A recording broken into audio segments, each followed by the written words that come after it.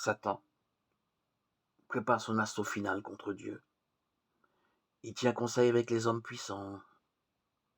Il déclare que l'armée qui se trouve à l'intérieur de la ville est insignifiante comparée à la leur et qu'il sera facile de la vaincre. Des artisans habiles fabriquent des instruments de guerre, des chefs militaires rassemblent ces foules en compagnie et en division. L'ordre de marche est enfin donné, et cette armée innombrable se met en route. Une armée que les forces combinées de tous les siècles guerriers ne pourraient jamais égaler. Satan est l'avant-garde. Des rois et des attaquants sont dans son cortège.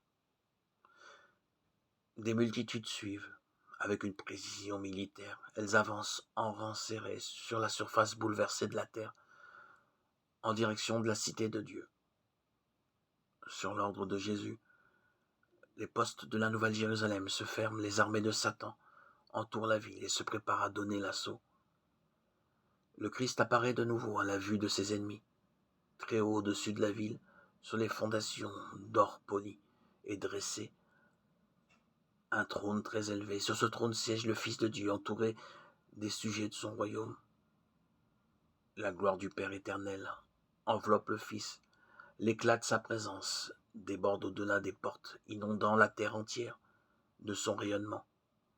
Tout près du trône se tiennent ceux qui autrefois avaient manifesté leur zèle pour la cause de Satan, mais qui, comme un tisson arraché au feu, ont suivi leur Sauveur avec une profonde et intense ferveur.